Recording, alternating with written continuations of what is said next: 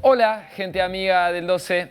Con el analista Claudio Fantini nos asomamos al sorprendente escenario tras las elecciones en Perú. Vamos a una segunda vuelta, Claudio, con un escenario con opciones muy extremas, radicalizadas como nunca, ¿no? Así es. Yo diría, Federico, que es la primera vez en una elección peruana que las dos opciones que pasan a un balotaje son opciones extremas. Normalmente o son dos opciones moderadas o hay una fuerza moderada y la otra representando algún extremismo de derecha o de izquierda. Esta vez al balotaje pasan una expresión de la ultraderecha y una expresión de la ultraizquierda. Ultras. Bueno, por lo menos izquierdas ideologizadas en términos duros y derechas ideologizadas en términos duros. vamos por partes. El que quedó primero en una elección donde estaba muy disperso el electorado, con muchos candidatos con un caudal de votos similar. El que quedó primero, Pedro Castillo.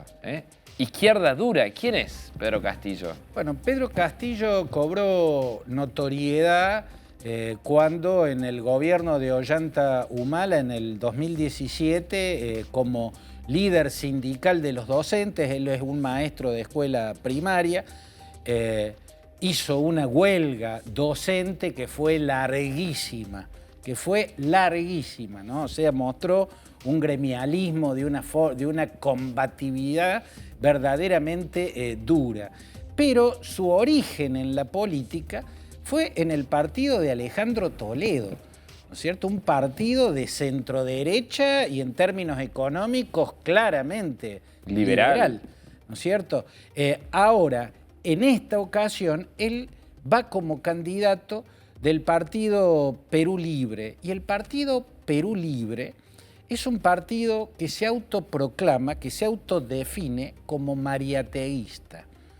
Mariateísta viene de José Carlos Mariátegui, que fue a principios del siglo XX uno de los intelectuales más lúcidos y más vigorosos que hubo en América Latina y un pensador marxista sumamente vigoroso. Mariátegui fue el que por primera vez en Latinoamérica tradujo al español el libro El Capital, la obra máxima de Carlos Marx. Mariátegui fue también el fundador del Partido Comunista Peruano. Él lo fundó como Partido Socialista del Perú, pero posteriormente pasó a llamarse Partido Comunista Peruano.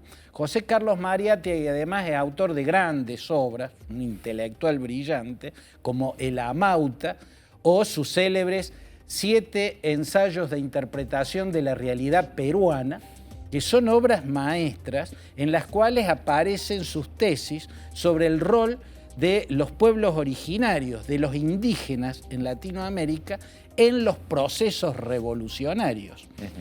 Por eso, Sendero Luminoso, aquella guerrilla maoísta sumamente sanguinaria, nace inspirada por José Carlos Mariátegui. Hay una frase en uno de los libros de Mariátegui que dice que Latinoamérica avanzará, que los estudiantes, los indígenas y los obreros avanzarán por el sendero luminoso de la revolución.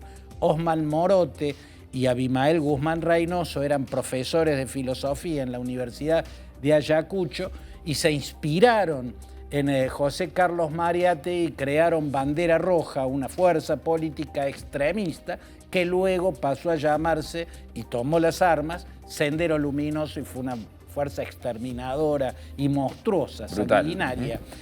Esto no Eso quiere en los decir, años 80, claro, principios de los 90. Así es, 80 y 90 lo acabó a Sendero Luminoso Alberto Fujimori.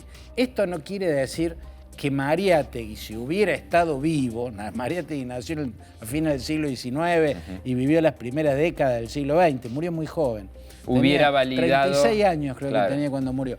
Nunca hubiera validado el accionar demencial de Sendero Luminoso, que es una réplica latinoamericana de lo que fue el Khmer Rouge, ¿no? Y su líder, Pol Pot, en Camboya en la década del 70, una guerrilla exterminadora, demencial, ¿no? Ni Mariátegui hubiera aprobado al Khmer Rouge, ni el partido que se define como mariateguista, el partido Perú Libre, del cual fue candidato el que ganó la primera vuelta, Pedro Castillo, por ser mariateguista tiene que ser identificable con Sendero Luminoso. Se está diciendo, y eso es una mentira probablemente, que hay una organización cercana a Sendero Luminoso que tiene que ver con este partido. Tratando de establecer una continuidad, claro, entre Sendero Luminoso y Castillo. No obstante, Federico, declararse mariateguista es declararse marxista-leninista.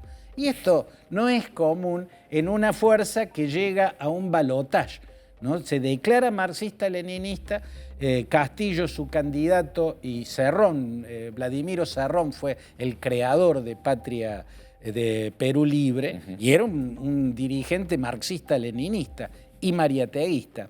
La cuestión es que por primera vez en Perú llega a la segunda vuelta, saliendo primero en la primera vuelta, un partido que se proclama, se define como marxista-leninista y cuyo candidato propone cerrar el Congreso si el Congreso no acepta una reforma de la Constitución en los términos que ese candidato quiere. O sea, una opción en materia de cultura política claramente autoritaria. El autoritarismo de izquierda es el que ganó la entrada al balotaje. Segunda vuelta. Y va a enfrentarse en esa instancia con la derecha dura que encarna Keiko Fujimori. ¿Qué perfil de ella podrías trazar brevemente, de ella y de su espacio? Keiko Fujimori fue primera dama, es la hija de Alberto Kenjo Fujimori. Primera dama al estilo Zulemita Menem. Así es, porque Fujimori era el decano de la Facultad de Agronomía en Lima, y su esposa, Susana Higuchi, era una industrial con algún resto económico fuerte, y fue Susana Higuchi la que financió la carrera electoral de su marido, que hasta entonces era un desconocido total, y terminó ganándole la elección nada menos que a Mario Vargas Llosa. A la segunda elección se la ganaría nada menos que a Pérez de Cuéllar. Javier Pérez de Cuéllar había sido secretario general de las Naciones Unidas, otra celebridad. A celebridades internacionales abatió en las urnas este perfecto desconocido. Pero, como Menem hizo con su esposa Zulema, Fujimori hizo con la suya. Susana Higuchi se divorció y de manera traumática, escandalosa, siendo presidenta. Así es. Por eso su hija, Keiko, quedó como primera dama y luego quedó como la líder del partido Fuerza Popular, que es el partido que canaliza al fujimorismo, ¿no? A ese ideario de una derecha dura que en términos de economía es claramente lo que hoy se define como neoliberal. Yo no estoy totalmente de acuerdo, pero claramente fue el régimen de Fujimori, porque fue autoritario hasta la médula y por ende fue un régimen, fue el que encaminó a Perú por la senda del libre mercadismo que sigue transitando hasta el día de hoy y que le ha dado muy buenos resultados al Perú, en lo económico. Mejor todavía después de que, democratizado el país tras el final de su régimen, lo condujeron primero Alejandro Toledo, después Alan García, después Ollanta Humala, que a pesar de que venía del etnocacerismo, la ideología de izquierda ultranacionalista de su padre, Isaac Humala, se corrió al centro. Y también Pedro Pablo Kuczynski, nada más que Pedro Pablo Kuczynski fue un liberal siempre, ¿no es cierto? Además de un hombre moderado, un hombre democrático. La cuestión es que Keiko Fujimori nunca cuestionó el lado oscuro del régimen de su padre, que haya cerrado el Congreso en el año 1992, que haya violado sistemáticamente los derechos humanos, que haya aprovechado la lucha contra Sendero Luminoso, donde logró encarcelar a Abimael Guzmán Reynoso, su máximo líder, y luego que haya aplastado aquella toma de la residencia del embajador japonés que hizo el movimiento revolucionario Tupac Amaru, ¿no? Otra guerrilla de ultraizquierda, grupo terrorista. por su comandante, que era Néstor Seppa Cartolini, que terminó muerto en la escalera, batido en la escalera del salón.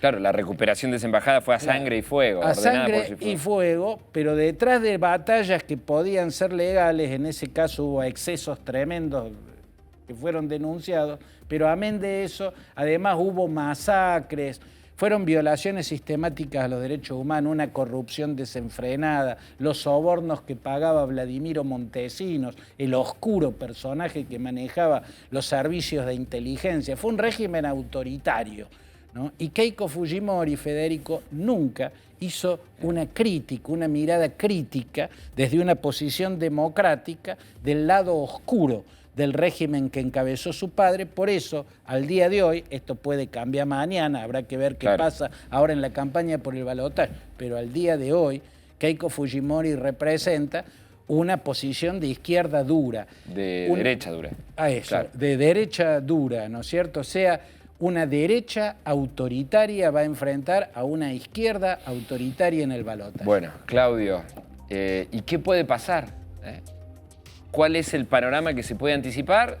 Haciendo la salvedad de que esto es una evaluación provisoria que te pedimos. Sí. Hay un gran margen de votos nulos y de gente que no fue a las urnas, y son muy pocos. El que más sacó, que es Pedro Castillo, casi que no llega al 20%, ¿no? O sea, todo es muy, muy bajito, los porcentajes es muy difícil predecir, sobre todo porque fue mucha la gente que votó deliberadamente nulo o que directamente no fue a votar. Pero si uno seguía por cómo se dividió, vamos a suponer en dos bloques, izquierda y derecha, la suma de los muchos candidatos de izquierda y de los muchos candidatos de derecha. Me parece que la derecha suma más que la izquierda. Si el universo de los que votaron va a repetirse en el balotaje, la posibilidad más grande de ganar la tendría Keiko Fujimori. Si ese universo se repite. ¿Por qué? Porque en las opciones de izquierda más fuertes, que si uno suma Pedro Castillo a la candidata del Frente Amplio, que es una dirigente de centro izquierda muy respetable, Verónica Mendoza, da menos que si suma Keiko Fujimori más los votos que sacó Hernando de Soto, un liberal de centro derecha, más los votos que sacó López Aliaga, Rafael López Aliaga de derecha dura también, más los votos que sacó Johnny Lescano o Forsyth, los votos de la derecha llegan a ser más que los votos de la izquierda, si es que ambos universos lograran unirse. Como las expresiones que llegaron al balotaje son extremas en esos dos polos, no sé si van a atraer tan directamente esos votos, pero creo que hoy por hoy, con esos números, las chances de Keiko Fujimori son fuertes, a pesar de que a la primera vuelta la ganó el candidato de la izquierda dura. Claudio Fantini, un placer, como siempre. Gracias a vos, Federico. Nos reencontramos acá en este espacio en cualquier momento.